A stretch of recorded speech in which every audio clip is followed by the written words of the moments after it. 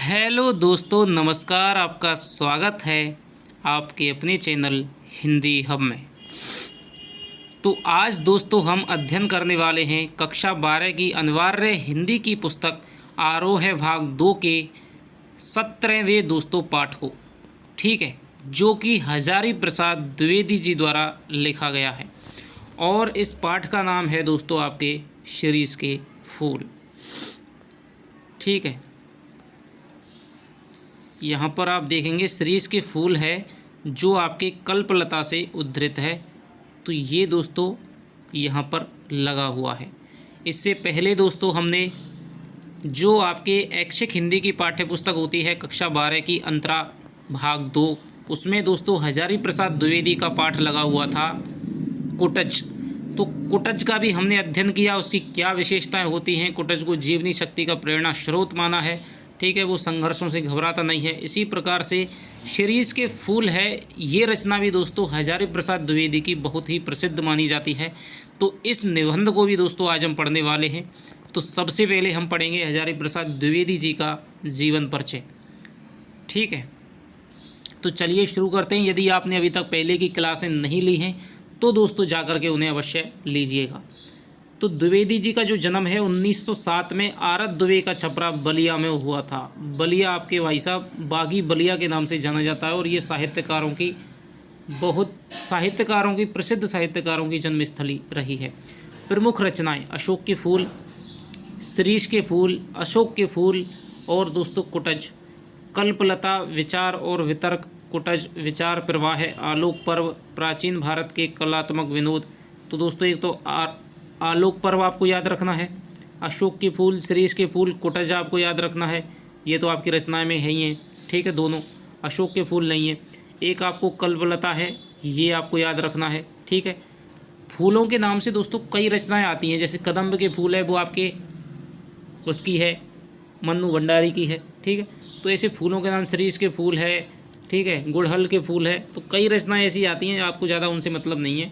आपको यही याद रखना है, अशोक के फूल है वो आपके हजारी प्रसाद द्विवेदी जी की है, और शिरीष के फूल है वो आपके हजारी प्रसाद द्विवेदी जी की है। इसके अलावा कुटज, आलोक पर्व और कल्पलता ये आपको याद रखनी है। विचार और वितर्क, प्राचीन भारत के कलात्मक विनोद, ये इनके दोस्तों निबंध संग्रह हैं। जो हजारी प्रसाद द्विवेदी जी की जो मुख्य ख्याति है वो एक ललित निबंधकार के रूप में मानी जाती है। आचार्य शुक्ल हैं वो एक विचारात्मक और मनोविकारात्मक निबंधों के प्रस्तुतकर्ता माने जाते हैं। वाण भट्ट की आत्मकथा, चारू चंद्रलेख, पुनर्नवा और अनामदास का पोथा, ये इनके दोस्तों 4 उपन्यास हैं, ऐतिहासिक उपन्यास हैं। वाण भट्ट की आत्मकथा, चारू चंद्रलेख, पुनर्नवा और अनामदास का पोथा। तो आपको 4 रचनाएं देकर के दोस्तों पूछा जा सकता है कि हजारी प्रसाद द्विवेदी की इनमें से कौन सी रचना नहीं है। तो सबसे पहले आपको अशोक के फूल, कुटज, शिरीष के फूल ये तो आपकी लगी हुई हैं। आलोक पर्व, विचार और वितर्क, कल्पलता ये आपके निबंध संग्रह हो गए। इसके अलावा 4 इनके दोस्तों उपन्यास हैं वो फिर प्रसिद्ध हैं। वाण भट्ट की आत्मकथा, अनामदास का पोथा, पुनर्नवा और चारू चंद्रलेख। इसके अलावा इन्होंने एक हिंदी साहित्य के दोस्तों इतिहास लिखा है 3 भागों में। हिंदी साहित्य की भूमिका 1940, हिंदी साहित्य का आदिकाल और हिंदी साहित्य का उद्भव और विकास 1952-53 में। तो ये दोस्तों इनके हो गए हिंदी साहित्य का इतिहास। इसके अलावा दोस्तों इन्होंने 1942 में कबीर पर दोस्तों कबीर नामक पुस्तक लिख करके कबीर को हिंदी साहित्य में प्रतिष्ठित किया था, ठीक है। तो सूर साहित्य कबीर ये इनकी दोस्तों पुस्तक है, प्रसिद्ध 1942 में लिखी थी। मध्यकालीन बुद्ध का स्वरूप, नाथ संप्रदाय, ठीक है। कालिदास की लालित्य योजना, हिंदी साहित्य का आदिकाल, हिंदी साहित्य की भूमिका, हिंदी साहित्य उद्भव और विकास। तो ये 3 भागों में दोस्तों इनका साहित्य है। ये भी दोस्तों तीनों आपको ग्रंथ हैं वो महत्वपूर्ण हैं और याद रखने हैं, ठीक है। कबीर पुस्तक और ये तीनों आपके ग्रंथ।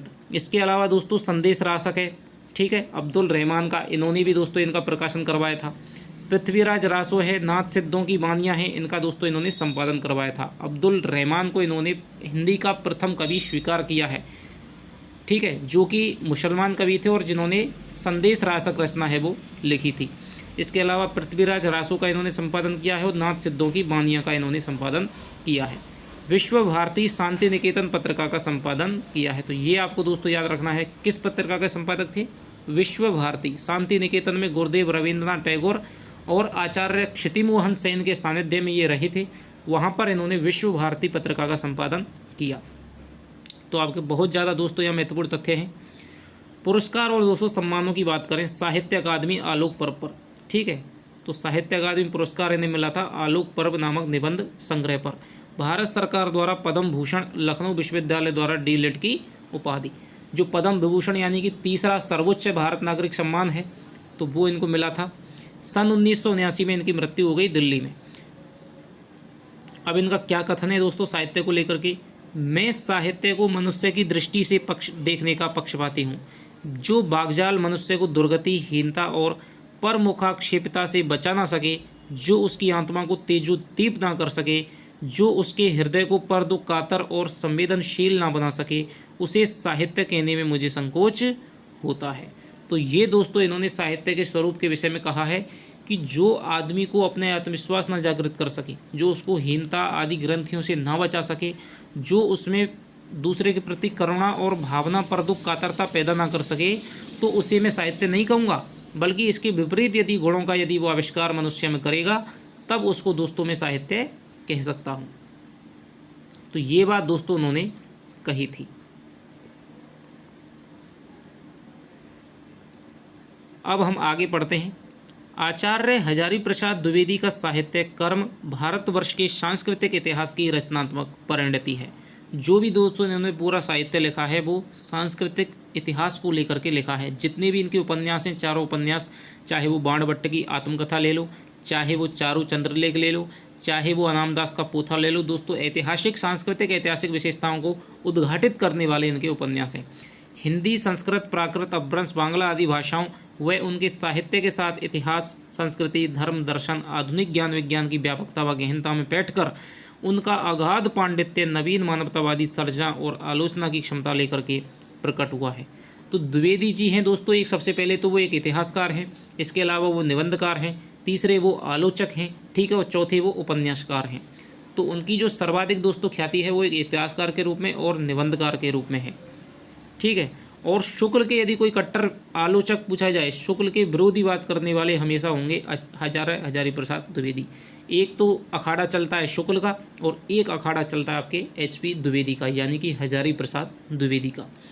वे ज्ञान को बोध और पांडित्य की सहृदयता में ढालकर एक ऐसा रचना संसार हमारे सामने उपस्थित करते हैं कि जो विचार की तेजस्विता, कथन के लालित्य और बंद की शास्त्रीयता का संयम है।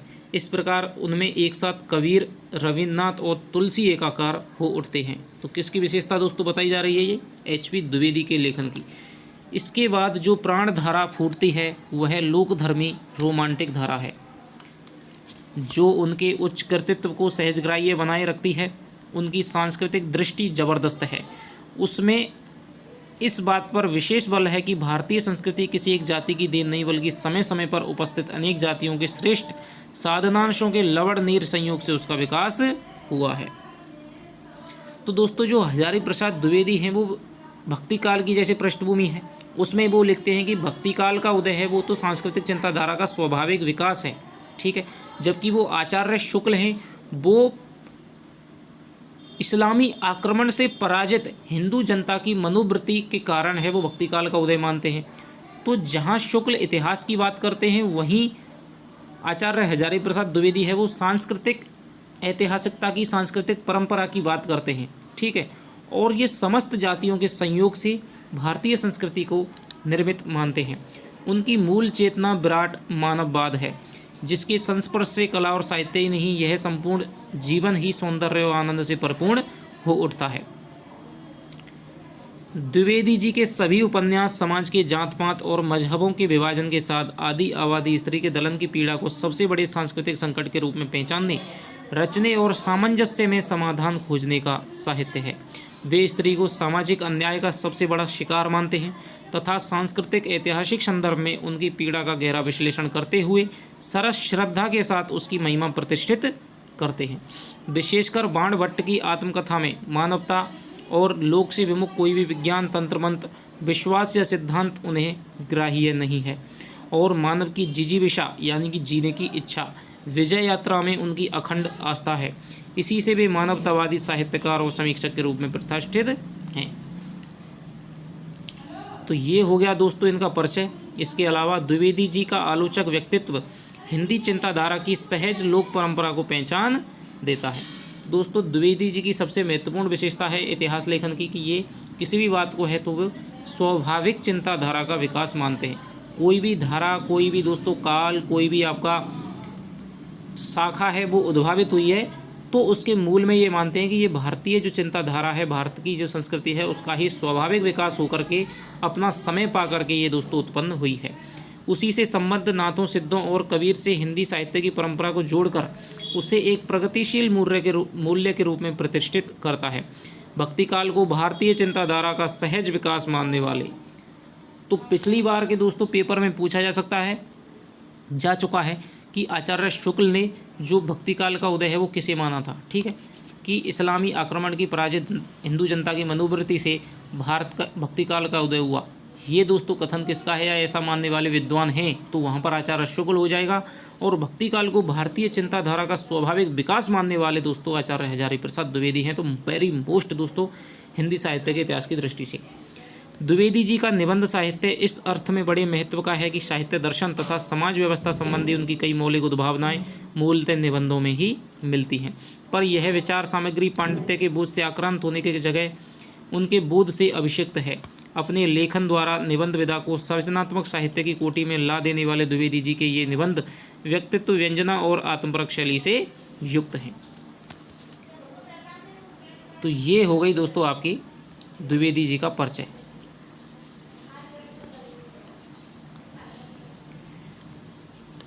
यहाँ प्रस्तुत ललित निबंध, तो दोस्तों आपसे पूछा जाए कि किस प्रकार का निबंध है। ललित निबंध, निबंध आपको पता है कि गद्य होता है, पद्य होता है। काव्य की दो श्रेणियाँ होती हैं, गद्य, पद्य, और तीसरी भी दोस्तों मानी है चंपू काव्य। ठीक है, लेकिन हिंदी में उसका प्रयोग है वो कम मिलता है, संस्कृत में चंपू काव्य ज़्यादा मिलता था। तो गद्य, पद्य और चंपू काव्य। फिर दोस्तों गद्य को भी भाग हैं, पद्य के भी भाग हैं, जैसे कविता हो गई। ठीक है, फिर आपके काव्य, महाकाव्य हो गया, खंड काव्य हो गया। ठीक है, तो ये आपके पद्य के भाग हैं। ऐसे ही गद्य के भाग हो जाएंगे कहानी, उपन्यास, नाटक, एकांकी। ठीक है, और आपके निबंध। और फिर निबंध के भी भाग हम करें तो ललित प्रधान निबंध, ठीक है, मनोविकारात्मक निबंध, विचारात्मक निबंध, विश्लेषणात्मक निबंध। तो ये आपके निबंधों की भी दोस्तों शैलियाँ हो जाएंगी। शीरीष के फूल लेखक के संग्रह कल्पलता से मिलता है। वेरी मोस्ट क्वेश्चन दोस्तों, वेरी मोस्ट कि जो शीरीष के फूल है वो निबंध है वो कहाँ से लिया गया है, कल्पलता से। इसमें लेखक आंधी, लू और गर्मी की प्रचंडता में भी अवधूत की तरह अविचल होकर कोमल पुष्पों का सौंदर्य बिखेर रही शीरीष के माध्यम से मनुष्य की अजय जिजीविषा और तुमुल कोलाहल कलह के बीच धैर्यपूर्वक लोक के साथ चिंतारत कर्तव्यशील बने रहने को महान मानवीय मूल्य के रूप में स्थापित करता है। ऐसा ही दोस्तों पाठ है कोटज। वहाँ पर वो कोटज के माध्यम से मनुष्य को जीवन शक्ति देने की प्रेरणा करता है, और यहाँ पर शीरीष के फूल के माध्यम से वो मनुष्य को जीवंत रखने का प्रेरणा देता है। ऐसी भावधारा में बहते हुए उसे देहबल के ऊपर आत्मबल का महत्व सिद्ध करने वाली इतिहास विभूति गांधी जी की याद हो आती है। तो वह गांधीवादी मूल्यों के अभाव की पीड़ा में भी कसमसा उठता है। निबंध की शुरुआत में लेखक शीरीष के फूल की कोमल सुंदरता के जाल बुनता है, फिर उसे भेदकर उसके इतिहास में, फिर उसके जरिए मध्यकाल के सांस्कृतिक इतिहास में बैठता है, फिर तत्कालीन जीवन व सामंती वैभव विलास के सावधानी से उकेरते हुए उसका खोखलापन भी उजागर करता है। लेखक अशोक के फूल के भूल जाने की तरह ही शीरीष को नज़रअंदाज किए जाने की साहित्यिक घटना से आहत है, और इसी से उसे सच्चे कवि का तत्व दर्शन भी होता है। उसके अनुसार योगी की अनासक्त शून्यता, प्रेमी की सरस पूर्णता एक साथ उपलब्ध होना सतकवि होने की एकमात्र शर्त है। तो सतकवि होने की दोस्तों एकमात्र शर्त है वो लेखक ने क्या बताई है कि योगी जैसी तो दोस्तों अनासक्त शून्यता होनी चाहिए, ना तो दोस्तों किसी से प्रेम, ठीक है, ना ही किसी से दोस्ती। अनासक्त, ठीक है, ना ही किसी में आसक्ति, ना तो प्रेम का में आसक्ति होनी चाहिए किसी भी व्यक्ति में, और ना ही दोस्तों उससे बिल्कुल विरक्ति होनी चाहिए, बल्कि अनासक्त होना चाहिए। और प्रेमी जैसी दोस्तों सरस पूर्णता होनी चाहिए। ठीक है, तो एक कवि के अंतर्गत दोनों विशेषताओं का होना जरूरी है, तभी वो दोस्तों एक अच्छा कवि है, सतकवि कहलाएगा। ऐसे कवि ही समस्त प्राकृतिक और मानवीय वैभव में रमकर भी चुकता नहीं है और निरंतर आगे बढ़ने की प्रेरणा देता है। शिरीष के पुराने फलों की अधिकतर लिप्सू खड़खड़ाहट और नए पत्ते फलों द्वारा उन्हें धकियाकर बाहर निकलने में लेखक साहित्य, समाज व राजनीति में पुरानी और नई पीढ़ी के द्वंद्व को संकेतित करता है तथा स्पष्ट रूप से पुरानी पीढ़ी और हम सब में नएपन के स्वागत का साहस देखना चाहता है। इस निबंध का शिल्प इसी में चर्चित इक्षुदंड की तरह है। इक्षुदंड यानी कि गन्ना। सांस्कृतिक संदर्भों व शब्दावली की भड़कीली खोल के भीतर सहज भावधारा की मधुर रस से युक्त यह हर तरह से आस्वाद्य व प्रशंसनीय है तथा इस प्रकार लेखक के प्रतिनिधि निबंधों में से एक है। तो ये हो गया दोस्तों आपके पाठ परिचय, जहाँ से आपके 2-3 क्वेश्चन बनते हैं। किस विधा की रचना है? निबंध विधा की रचना है। इसके अलावा आपके कहाँ से लिया गया है? कल्पलता से लिया गया है। ललित निबंध है, ठीक है। ललित निबंधों में दोस्तों 3 नाम मुख्य आते हैं, HP द्विवेदी, कुबेरनाथ राय और विद्यानिवास मिश्र। इनके तीनों के नाम दोस्तों आपसे पूछे जाते हैं कि बहुत बार दोस्तों क्वेश्चन पूछा जाता है, निम्न में से कौन सा ललित निबंधकार नहीं है? तो कुबेरनाथ राय, विद्यानिवास मिश्र और हजारी प्रसाद द्विवेदी। अब आएंगे दोस्तों हम शिरीष के फूल को पढ़ते हैं कि किस प्रकार शिरीष के फूल के माध्यम से, छोटा सा दोस्तों एक फूल जिसकी तरफ कोई ध्यान भी नहीं देता है, उसमें इतनी खुशबू भी नहीं होती है, फिर भी दोस्तों लेखक है वो किस प्रकार की जीवन शक्ति को उसमें दर्शन करता है और हमें दोस्तों जीवित रहने में, हमारी जीवंतता को बनाए रखने के लिए हमें प्रेरित करता है। इसको दोस्तों हम पढ़ने वाले हैं। जहाँ बैठ के यह मैं लिख रहा हूँ उसके आगे पीछे दाएं बाएं शिरीष के अनेक पेड़ खड़े हैं। जेठ की जलती धूप, तो दोस्तों जेठ का महीना है, जबकि धरित्री यानी धरती निर्धूम अग्निकुंड बनी हुई है, बिना धुएं की दोस्तों अग्निकुंड बनी हुई है। शिरीष नीचे से ऊपर तक फूलों से लद गया है। कम फूल इस प्रकार की गर्मी में फूल सकने की हिम्मत कर सकते हैं। तो लेखक कहता है बहुत कम ऐसे फूल हैं जो गर्मी में भी दोस्तों खिल पाने का हिम्मत कर पाते हैं, साहस कर पाते हैं। कर्णिकार और आरगवत अमलतास की बात मैं भूल नहीं रहा हूँ, ठीक है। तो दोस्तों एक फूल बताया है कर्णिकार और एक बताया दोस्तों आरगवत यानी जिसे अमलतास कहते हैं, वो भी दोस्तों गर्मियों में फूलता है। वे भी आसपास बहुत हैं लेकिन शिरीष के साथ आरगवत की तुलना नहीं की जा सकती। वह 15-20 दिन के लिए फूलता है कि 15-20 दिन के लिए कौन सा फूल फूलता है? अमलतास का। बसंत ऋतु के पलाश की भांति, जैसे पलाश का जो फूल है वो बसंत ऋतु में फूलता है, इसी प्रकार से जो आरगवत यानी अमलतास का फूल है वो भी 15-20 दिन के लिए ही फूलता है। कबीरदास को इस तरह 15 दिन के लिए लहक उठना पसंद नहीं था। यह भी क्या कि 10 दिन फूले और फिर खंकड़ के खंकड़, दिन 10 फूला फूल के खंकड़ भया पलाश। तो ये दोस्तों आपकी किसकी पंक्ति है? कबीरदास की। तो कबीरदास भी दोस्तों अपने साहित्य के माध्यम से, ठीक है, दुनिया भर में दोस्तों युगों युगों तक चमकना चाहते थे। उन्हें भी इस तरह पसंद नहीं था कि 10 दिन कोई फूले, 10 दिन अपनी कोई प्रसिद्धि हुई और फिर वो खंकड़ हो जाए पलाश की तरह। ऐसे दुमदारों से तो लंडूरे भले। फूल है शिरीष, बसंत के आगमन के साथ लहक उठता है। आषाढ़ तक तो जो निश्चित रूप से मस्त बना रहता है। मन रम गया तो भरे बांधों में भी निर्घात फूलता रहता है। तो आपसे पूछा जा सकता है कि शिरीष का जो वृक्ष है वो कब से कब तक फूलता है, किन महीनों में? तो बसंत से लेकर के या तो आपके आषाढ़ या फिर आपके भादों, ठीक है। ज़्यादा थोड़ा सा और मन रम गया तो भादों तक होता है, नहीं तो आषाढ़ तक तो मस्त बना रहता है। जब उमस से प्राण उबलता रहता है और लू से हृदय सूखता रहता है, एकमात्र शिरीष कालजयी अवधूत की भांति। तो लेखक ने कालजयी अवधूत की संज्ञा है वो किसको दी है? शिरीष के फूल को। कालजयी अवधूत की भांति जीवन की अजेयता का मंत्र प्रचार करता रहता है। यद्यपि कवियों की भांति हर फूल पत्ते को देखकर मुग्ध होने लायक हृदय विधाता ने नहीं दिया है, पर नितांत ठूंठ भी नहीं हूँ। यानी कि लेखक स्वयं अपने बारे में कह रहा है कि भाई कवियों की भांति मुझे हर फूल को देख करके मैं रिझा जाऊँ, ठीक है, मुग्ध हो जाऊँ, उस पर मैं कविता लिख डालूँ, ऐसा तो हृदय मेरे लिए विधाता नहीं दिया है। पर मैं बिल्कुल ऐसा भी नहीं हूँ संवेदनहीन कि किसी फूल को देख करके मुझ में कुछ भी दोस्तों विचार उत्पन्न ही ना हो। शिरीष के पुष्प मेरे मानस में थोड़ा हिल्लोल जरूर पैदा करते हैं। तो शिरीष के वृक्ष बड़े और छायादार होते हैं। तो आपने दोस्तों यहाँ पर देखे होंगे अपने आसपास में गाँव में शिरीष का वृक्ष है। पुराने भारत का रईस जिन मंगलजनक वृक्षों को अपनी वृक्ष वाटिका की चार दीवारी के पास लगाया करता था उनमें एक शिरीष भी था। बृहद संहिता से दोस्तों ये बात कही गई है, ठीक है। अशोक, अरिष्ट, पुन्नाग शिरीष के छायादार और घन मसरण यानी कि घन मसरण यानी जिनकी छाया है दोस्तों बहुत ही सुखद होती है, ठीक है, और घनी होती है। हरितमा से परिवेष्टित यानी कि छाए हुए वृक्ष वाटिका जरूर बड़ी मनोहर दिखती होगी। तो पहले दोस्तों वाटिकाओं में कौन कौन से वृक्ष लगाए जाते थे? अशोक के, अरिष्ट के, ठीक है, पुन्नाग के, शीरीष के ऐसे छायादार वृक्ष थे जिनकी छाया है वो बहुत गहरी होती थी और बहुत ही कोमल यानी कि बहुत ही मतलब शीतल होती थी।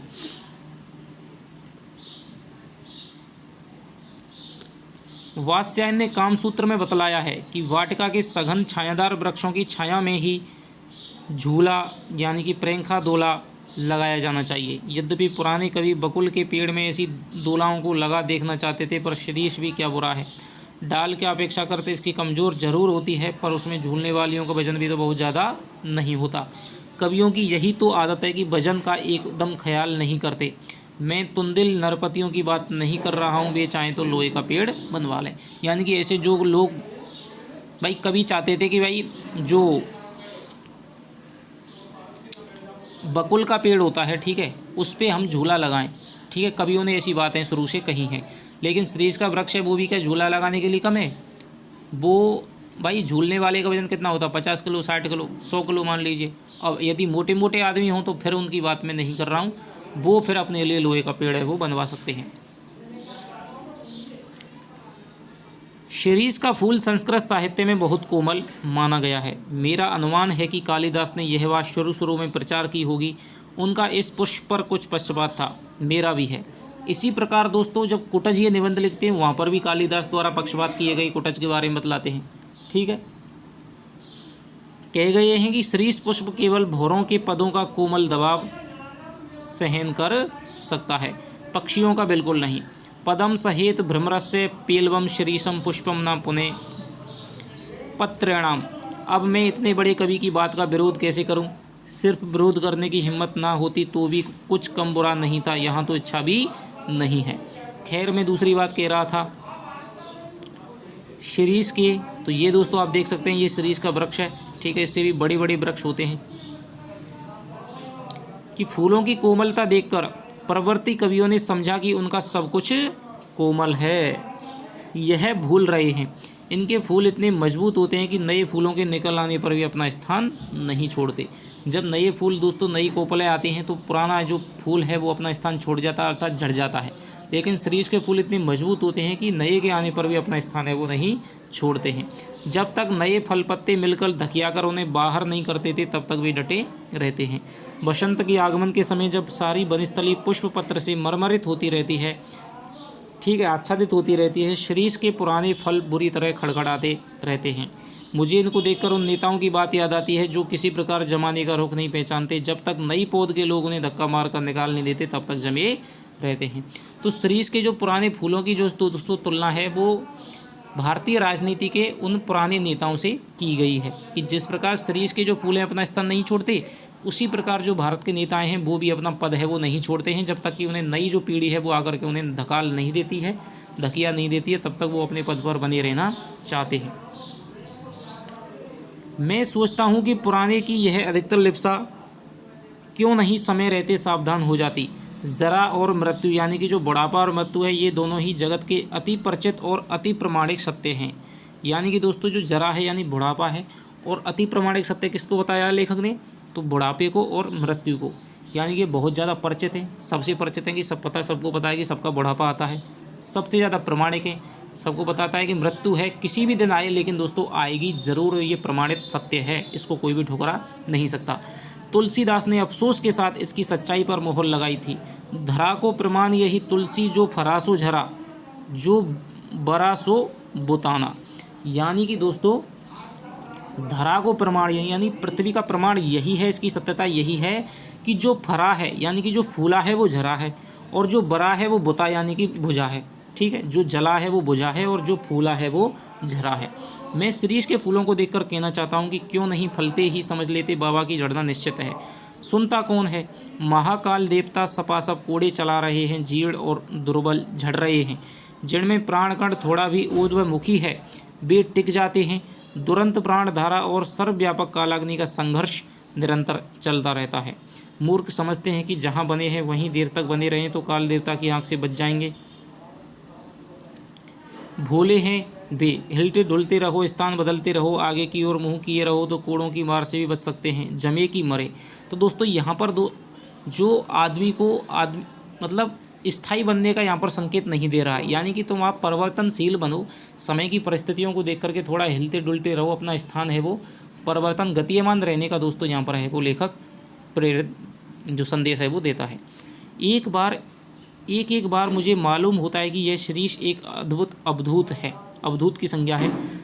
दुख हो या सुख वह हार नहीं मानता, ना ऊदों का लेना ना मादों का देना। जब धरती और आसमान जलते रहते हैं तब भी यह हजरत ना जाने कहाँ से अपना रस खींचते रहते हैं।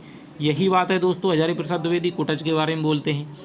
मौज में आठों याम मस्त रहते हैं। एक वनस्पति शास्त्री ने मुझे बताया कि यह उस श्रेणी का पेड़ है जो वायुमंडल से अपना रस खींचता है, जरूर खींचता होगा। तो वायुमंडल से रस है, तो शरीर के बारे में आपकी 4 विकल्प देकर के आपसे पूछा जा सकता है कि निम्न में से शरीर की कौन सी विशेषता नहीं है। तो लेखक ने शरीर को अवधूत की संज्ञा दी है। उसके जो पुराने फूल हैं वो जब तक नए नहीं आ जाते तब तक दोस्तों जमे ही रहते हैं। इसके अलावा वो वायुमंडल से अपना भोग्य है वो खींचता है, नहीं तो भयंकर लू के समय इतने कोमल तंतुजाल और ऐसे सुकुमार केसर को कैसे उगा सकता था। अवधूतों के मुँह से ही संसार की सबसे सरस रचनाएँ निकली हैं। कबीर बहुत कुछ इस शरीर के समान ही थे। तो शरीर की जो तुलना है, कबीर की तुलना है वो किससे करता है? शिरीष के फूल से, मस्त बेपरवा और सरस और मादक। कालिदास भी जरूर अनासक्त योगी रहे होंगे। शिरीष के फूल फक्कड़ाना मस्ती से ही उपज सकते हैं और मेघदूत का काव्य उसी प्रकार की अनासक्ति अनाविल उन्मुक्त हृदय से ही उमड़ सकता है।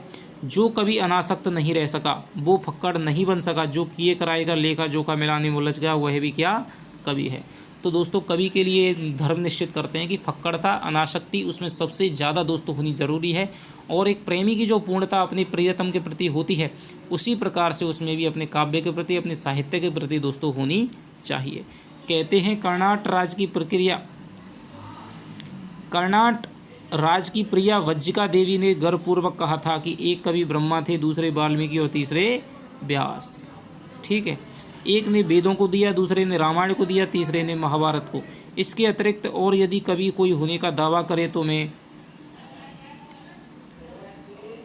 कर्णाट राज की प्यारी रानी उसके सिर पर अपना वाया चरण रखती हूँ। तेषाम मूर्धिन ददामी वाम चरणम कर्णाट राज प्रिया। मैं जानती हूँ कि इस उपालम से दुनिया का कोई कभी हारा नहीं है, पर इसका मतलब यह नहीं कि कोई लजाया नहीं तो उसे डांटा भी ना जाए। पर मैं कहता हूँ कि कवि बनना है तो मेरे दोस्तों फक्कड़ बनो। शरीर की मस्ती की ओर देखो, लेकिन अनुभव ने मुझे बताया कि कोई किसी की सुनता नहीं, मरने दो। यानी कि लेखक कह रहा है कि यदि आप कवि हैं, कविता लिखना चाहते हैं तो फक्कड़ाना दोस्तों जियो। शरीर का फूल जिस प्रकार से अनासक्त रह करके जीता है गर्मी सर्दी में, हर सुख दुख में, उसी प्रकार से आपको फक्कड़ बनना होगा। ठीक है, तब ही दोस्तों आप एक सच्चे कवि का अधिकारी है वो बन सकते हैं। कालिदास वजन ठीक रखते थे क्योंकि वे अनासक्त योगी की स्थिर प्रज्ञता और विदग्ध प्रेमी का हृदय पा चुके थे। कवि होने से क्या होता है, मैं भी छंद बना लेता हूँ, तुक जोड़ लेता हूँ। कालिदास भी छंद बना लेते थे, तुक भी जोड़ ही सकते होंगे। इसलिए हम दोनों एक श्रेणी के नहीं हो जाते। पुराने सहृदय ने किसी ऐसे ही दावेदार को फटकारते हुए कहा था, वयमपि कविये कवये कव्यस्ते कालिदास अद्या। यानी मैं भी कवि हूँ और कवि भी कालिदास थे। मैं तो मुग्ध और विस्मय विमूढ़ होकर कालिदास के एक एक श्लोक को देखकर हैरान रह जाता हूँ। अब इस शिरीष के फूल का ही एक उदाहरण लीजिए। शकुंतला बहुत सुंदर थी। सुंदर क्या होने से कोई हो जाता है? देखना चाहिए कि कितने सुंदर हृदय से वह सौंदर्य डुबकी लगाकर निकला है। तो दोस्तों यहाँ पर जो लेखक है वो सुंदरता को, आंतरिक सुंदरता को महत्व देता है। ठीक है, शकुंतला कालिदास के हृदय से निकली थी। विधाता की ओर से कोई कार्पण्य यानी कि कंजूसी नहीं था, कवि की ओर से भी नहीं। यानी कि ना तो शकुंतला में विधाता की ओर से, यानी विधाता को ने भी शकुंतला को बहुत सुंदर बनाया था और फिर उसे और सुंदर बना दिया कालिदास की साहित्य ने। राजा दुष्यंत भी अच्छे भले प्रेमी थे। उन्होंने शकुंतला का एक चित्र बनाया था, लेकिन रह रहकर उनका मन खींच उठता था। कहीं ना कहीं कुछ छूट गया है। बड़ी देर के बाद उन्हें समझ में आया कि शकुंतला के कानों में से वे श्रीष पुष्प को देना भूल गए हैं, जिसके केसर गंडस्थल तक लटके हुए थे। यानी कि दोस्तों श्रीष पुष्प की जो शकुंतला है, कालिदास ने कहा है कि श्रीष पुष्प का वो अपने कानों में दोस्तों कुंडल है वगैरह वो पहनती थी। ठीक है, जिसके जो केसर हैं, श्रीष पुष्प के जो पुष्प हैं वो उसके गालों तक है वो लटकते हुए दिखाई देते थे। और रह गया है कि शरद चंद्र की किरणों के समान कोमल और शुभ्र मृणाल का हार, यानी कि हार रह गया है और शरीर के पुष्प हैं वो रह गए हैं। कालिदास सौंदर्य के बाह्य आवरण को भेदकर उसके भीतर तक पहुंच सकते थे। दुख हो कि सुख बे अपना भाव रस उस अनासक्त कृपिबल की भांति खींच लेते थे, जो निर्दलित इक्षुदंड से रस निकाल लेता है। कालिदास महान थे क्योंकि वे अनासक्त रह सके थे। कुछ इस श्रेणी की अनासक्ति आधुनिक हिंदी कवि सुमित्रानंदन पंत में है। तो आपको बहुत ज़्यादा दोस्तों यहाँ से पूछा जा सकता है कि जो लेखक है वो कालिदास की तुलना है आधुनिक किस कवि से करता है। तो आपको यहाँ याद रखना होगा कि सुमित्रानंदन पंत से करता है। कविवर रविंद्रनाथ टैगोर में यह अनासक्ति थी। एक जगह उन्होंने लिखा कि राज्योद्यान का सिंहदार कितना ही अब्रभेदी क्यों ना हो, उसकी शिल्पकला कितनी ही सुंदर क्यों ना हो, वह यह नहीं कह सकता कि हम में आकर ही सारा रास्ता समाप्त हो गया। असल गंतव्य स्थान उसे अतिक्रम करने के बाद ही है, यह बताना उसका कर्तव्य है। फूल हो या पेड़, वह अपने अपने आप में समाप्त नहीं है, वह किसी भी अन्य वस्तु को दिखाने के लिए उठी हुई उंगली है, वह इशारा है। तो ये बात दोस्तों आपसे ये रविन्द्रनाथ टैगोर का कथन पूछा जा सकता है, किसने कहा था। शिरीष तरु शिरीष तरु यानी शिरीष का जो पेड़ है सचमुच पक्के अवधूत की भांति मेरे मन में ऐसी तरंगें जगा देता है जो ऊपर की ओर उठती रहती हैं। इस चिलकती धूप में इतना सरस वह कैसे बना रहता है। क्या ये बाह्य परिवर्तन, धूप, वर्षा, आंधी, लू अपने आप में सत्य नहीं है। हमारे देश के ऊपर से जो यह मारकाट, अग्निदाह, लूटपाट, खून कच्छर का बवंडर बह गया है, उसके भीतर भी क्या स्थिर रहा जा सकता है। शिरीष रह सका है, अपने देश का एक बूढ़ा रह सका था। क्यों, मेरा मन पूछता है कि ऐसा क्यों संभव हुआ था। क्योंकि शिरीष भी अवधूत है। शिरीष वायुमंडल से रस खींचकर इतना कोमल और इतना कठोर है कि गांधी जी भी वायुमंडल से रस खींचकर इतना कोमल और इतना कठोर हो सका था। मैं जब जब शिरीष की ओर देखता हूँ तब तक हो उठती है, हाय वह अवधूत आज कहाँ है। तो दोस्तों सबसे यहाँ पर फिर दूसरा मोस्ट क्वेश्चन बनता है कि शिरीष की जो तुलना है वो किस भारतीय नेता से करता है। तो गांधी जी के साथ में करता है कि गांधी जी भी अवधूत थे। वे भी दोस्तों हिंसा की, अहिंसा की सारी इतना राष्ट्रीय संग्राम हुआ था, उसमें भी दोस्तों अवधूत की भांति उन्होंने एक बिल्कुल अप्रत्यक्ष रूप से राजनीति की थी। ठीक है, अनासक्त योगी की तरह उन्होंने जीवन है वो जिया था। इसी प्रकार जो शिरीष है वो भी दोस्तों आज की परिस्थितियों में भी दोस्तों अनासक्ति की भांति जीवन जीता है। सुख दुख में, संघर्ष में, ठीक है, मौज मस्ती में, सब में एक जैसा दोस्तों मस्त दिखाई देता है। इसी प्रकार यहाँ पर वो अवधूत की संज्ञा है वो भी दोस्तों गांधी जी को देते हैं। तो ये हो गया दोस्तों आपका शिरीष का फूल। लेखक ने शिरीष को कालजयी अवधूत सन्यासी की तरह क्यों माना है। क्योंकि ये है आपके अवधूत है। अवधूत जिस प्रकार से अनासक्ति की भाव की तरह जीते हैं, उसी प्रकार से शिरीष का जो फूल है वो भी सुख दुख में अवधूत की भांति जीता है। और आपके दोस्तों जीवन स्थितियों में हाय वह अवधूत आज कहाँ है। ठीक है, हमें दोस्तों केवल हमें कोई क्वेश्चन नहीं करने, हमें केवल ऑब्जेक्टिव टाइप से दोस्तों पढ़ना है। कभी साहित्यकार के लिए अनासक्त योगी की स्थिर प्रज्ञता और विदग्ध प्रेमी का हृदय। तो ये आपको बताया है कि मैंने एक सत्कवि होने के लिए दोस्तों क्या किन चीज़ों का आवश्यक है। तो एक तो अनासक्ति होनी चाहिए और एक विदग्ध प्रेमी का हृदय होना चाहिए, जो कि कालिदास के अंतर्गत था। सर्गराशि काल की मार से वस्तु दीर्घजीवी हो सकता है, व्यवहार में जड़ता नहीं। ठीक है, तो ये दोस्तों आपसे इनमें से कथन पूछा जा सकता है।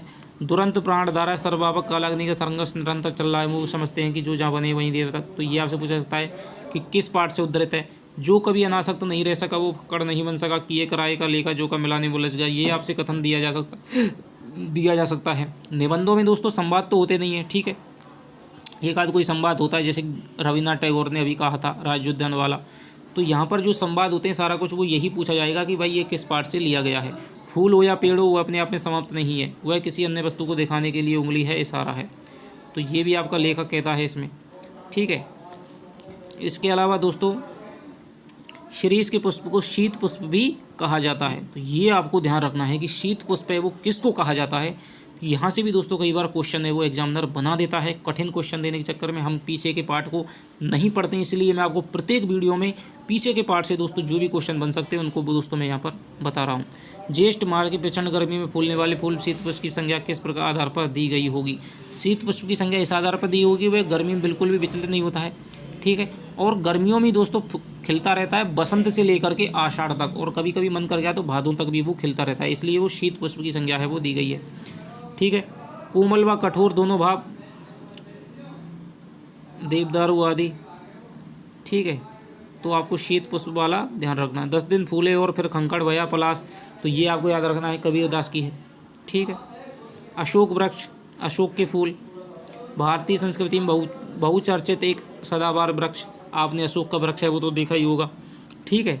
अशोक का फूल है, ये भी इनकी रचना है। इसका नाम सराका इंडिया है। जो लोग भूल गए, इसकी जाति श्वेत फूलों वाली भी मानी जाती है। अरिष्ट वृक्ष, आरगवद वृक्ष, अरिष्ट हो गया दोस्तों, रीठा वृक्ष हो गया, ठीक है, जो कि आपके रीठा लगते हैं बाल वगैरह में, आपका धोने में सफ़ेद हो जाते हैं, उसमें काम आता है, औषधि है। आरगवद यानी कि अमलतास कहा जाता है। भीषण गर्मी की दशा में जब इसका पेड़ पत्रहीन ठूंठ सा हो जाता है, तब इस पर पीले पीले पुष्प गुच्छे लटके हुए मनोहर दृश्य उपस्थित करते हैं। इसके फल लगभग 1-1.5 फुट के बेलनाकार होते हैं, जो इनमें कठोर बीज।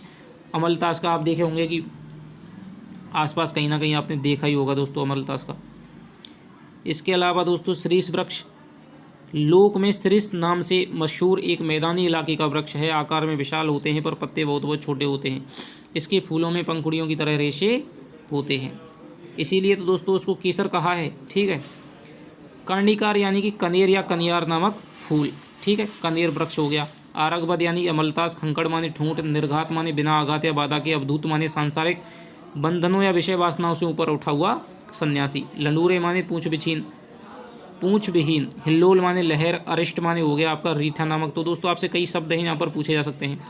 पुन्नाग हो गया एक बड़ा सदाबहार वृक्ष। घन मिश्रण हो गया घना और चिकना, गहना चिकना मुलायम। परिवेष्टित माने ढका हुआ, दोला माने झूला, बकुल माने मोलसरी का पेड़। तो ये भी आपसे ध्यान रखना है कि बकुल को क्या कहते हैं, मोलसरी का पेड़।